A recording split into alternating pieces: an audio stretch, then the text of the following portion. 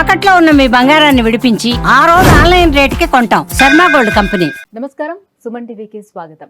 2025 ఫిబ్రవరి మాసం ద్వాదశ రాశుల వారికి గ్రహ సంచారానుసారం ఏ రకంగా ఉండిపోతుంది, ఆయా రాశుల వారికి ఎటువంటి పరిహారాలను పాటించుకోవాలి, ఈ అంశాలను తెలియజేసేందుకు మనతో పాటు ఉన్నారు ప్రముఖ జ్యోతిష మరియు వాస్తువేదిక నిపుణురాలు, దేవి ఉపాసకురాలు శ్రీమతి జయప్రద గారు. అమ్మ నమస్కారం. నమస్తే అమ్మ, శ్రీమాత్రి నమః. అమ్మ, ద్వాదశ రాశుల వారికి ఎలా ఉండబోతుంది ఫిబ్రవరి మాసం అంతా అని తెలుసుకునే ముందుగా గ్రహాల సంచారం ఎలా ఉంది, ఎలాంటి ఫలితాలను అందిస్తున్నాయో తెలియజేయండి. సో వచ్చే మాసం ఫిబ్రవరి మాసంలో అంటే ఏంటంటే మనకి మాఘమాసం సూర్య భగవాన్ ఒక మాసం అనమాట.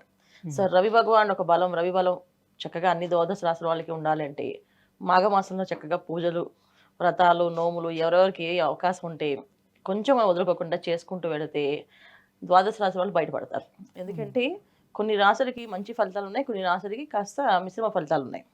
సో ఈ మిశ్రమ ఫలితాలు ఉన్నవాళ్ళు, మంచి ఫలితాలు ఉన్నవాళ్ళు ఏ ఒక్క రోజు వదలకుండా చక్కగా ఈ మాసం అంతా, మాఘమాసం అంతా కొన మొదటి రోజు పాడ్యం నుంచి ప్రారంభమై అమావాస్య వరకు చాలా విశేషమైన రోజు అనమాట.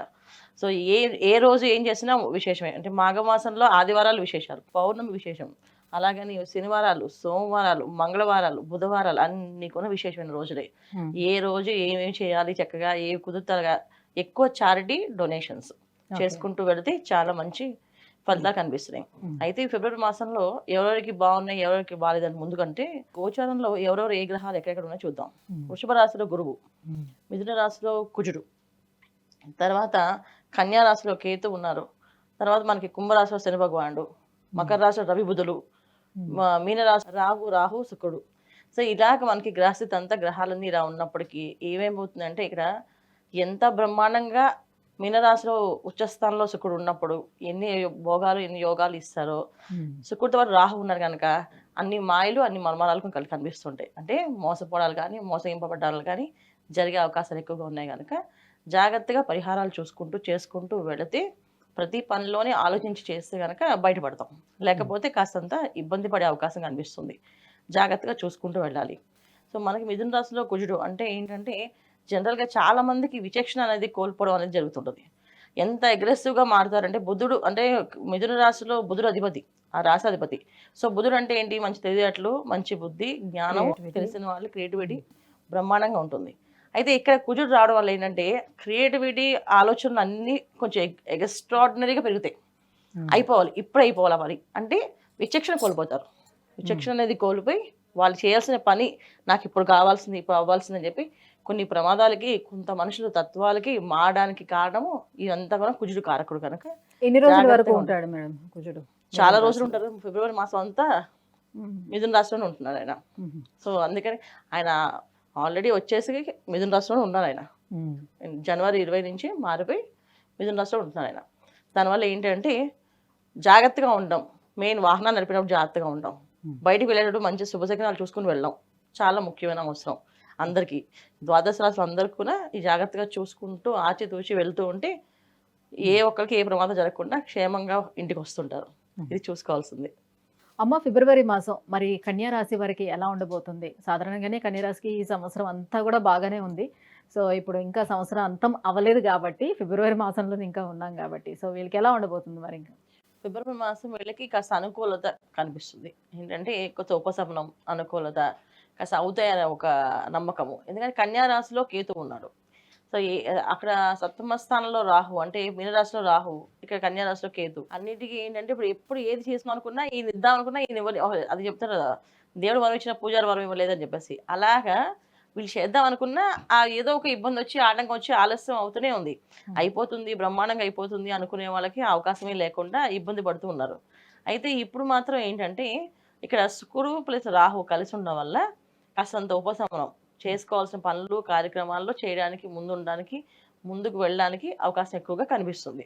కొన్ని కంఫర్ట్స్ అంటే ఎప్పటి నుంచో వెహికల్స్ కొనుక్కోవాలనుకున్నా, ఏదైనా ఉద్యోగంలో ప్రమోషన్స్ అనుకునే ప్రయత్నం చేసే వాళ్ళకి ఈ మాసంలో ఆ ప్రమోషన్లు అవ్వడము, ఆ ఉద్యోగం ప్రయత్నంలో సఫలీకృతం కనిపిస్తుంది. తర్వాత వాహనాలు కొనుక్కునే యోగం కనిపిస్తుంది. ఆ తర్వాత కాస్తంత గృహ అలంకరణలు, గృహానికి సంబంధించిన వస్తువులు కొనుక్కునే అవకాశం ఉంది. గృహ యోగాలు ప్రస్తుతం అయితే లేదు, కానీ గృహానికి సంబంధించిన వస్తువులు కొనుక్కునే అవకాశం అయితే కనిపిస్తుంది కన్యా రాశి వాళ్ళకి. అయితే ఇంకోటి ఏంటంటే అన్నిటికంటే ఏంటంటే ఇక్కడ శుక్ర రాహులు ఉండడం వల్ల ఎన్ని కంఫర్ట్స్ ఉన్నప్పటికీ కూడా కాస్త మోసపోయే అవకాశం కూడా ఉంది. ఏదైనా స్థలం ఉంది మీరు ఇప్పుడు అడ్వాన్స్ ఇస్తే మీరు రేపు మీకు అది చూపిస్తామో లేకపోతే రిజిస్ట్రేషన్ చేస్తామో అని చెప్పి డబ్బు మొత్తం తీసుకెళ్ళడము, వాళ్ళు మళ్ళీ ఫోన్ ఎత్తకపోవడము అలాంటి పరిస్థితులు ఉన్నాయి కనుక స్థలాలు కొన్నప్పుడు ఇల్లు కొనుక్కున్నప్పుడు కాస్త ఆలోచించి వాళ్ళు కరెక్టా కదా ఆలోచించుకుని 1-10 సార్లు చూసుకొని ఇవ్వడం చాలా అవసరం. ఇప్పుడు ఉద్యోగం కోసమైనా వ్యాపారం కోసమైనా డబ్బులు ఇచ్చేటప్పుడు డబ్బులు తీసుకున్నప్పుడు కాస్త జాగ్రత్తగా ఉండాలి. ఇది ఒక్కటి కాస్త ప్రమాదకరంగా ఉంది వీళ్ళకి. అది తప్ప మిగతా అన్ని విషయాల్లో అనుకూలత కనిపిస్తుంది. చాలా విద్యార్థులకైతే కాస్త విద్యలో క్రియేటివిటీ బాగా పెరిగి వాళ్ళు బాగా చదవడం అనేది బాగుంటుంది. తర్వాత విదేశాల వాళ్ళకి చాలా అనుకూలత. ఇప్పుడు అక్కడ ఇల్లు కొనుక్కోవాలనుకున్నా అక్కడ ఏదైనా వెహికల్స్ కొనుక్కోవాలనుకున్నా కొనుక్కోగలుగుతారు. అక్కడ బాగుంది. సో వివాహాది శుభ కార్యక్రమాలు చేసుకోగలుగుతారా? వ్యాపారస్తులకి ఎలా ఉంటుంది? వివాహం అనేది బాగుంది. వివాహాలు జరిగే అవకాశం ఖచ్చితంగా ఉంది. తర్వాత వ్యాపారస్తులు కానీ వ్యాపారం చాలా అభివృద్ధి బాగుంది ఈ మాసం. అంటే అది ఈ మాసం నుంచి వీళ్ళకి ఏంటంటే అన్ని అనుకూలత కనిపిస్తుంది. కాకపోతే పెట్టుబడుల దగ్గర మాత్రం ఆలోచించి పెట్టుబడి పెట్టాలి. వ్యాపారం అభివృద్ధి అనేది జరుగుతుంది.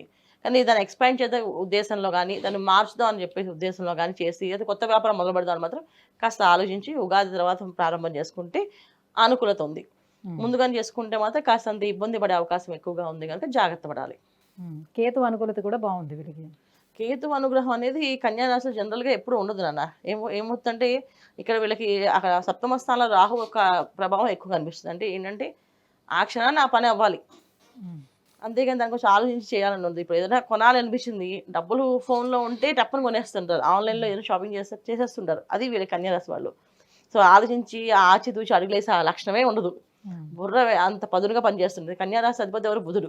సో అందుకని ఎప్పుడు కూడా ఫాస్ట్గా డెసిషన్స్ తీసుకుంటారు, ఫాస్ట్గా ఆలోచిస్తుంటారు, ఏ పనైనా చేసేదాం అని చెప్పేసి వాళ్ళ ఆలోచనతో వెళ్తుంటారు. కానీ ఇక్కడ కేతు ఎప్పుడైతే ఉన్నాడో సో ఆ పని అవ్వకుండా ఆటంకాలు ఇబ్బందులు పెడుతూ వస్తున్నారు. కానీ ఇక్కడ ఏమైందంటే ఇక్కడ వీళ్ళకి శుక్రుడు ఒక అనుగ్రహం వల్ల వీళ్ళు ఇవన్నీ సంపాదించుకుంటారు. ఫిబ్రవరి నెలలో వీళ్ళకి కేతు దాదాపు గత సంవత్సరం నుంచి ఉన్నారు కనుక ఇక్కడ శుక్రుడు ఉన్నాడు, శుక్రుడితో పాటు రాహు ఉన్నారు. సో శుక్రుడు రాహు కలిసి ఉండడం వల్ల కొన్ని కోరికల్ని నెరవేర్చుకునే అవకాశం ఎక్కువగా ఉంది. అంటే అవి ఏమంటే గృహానికి సంబంధించిన వస్తువులు కానీ వాహనాలు కానీ ఇవి కొన్ని యోగాలు కనిపిస్తున్నాయి.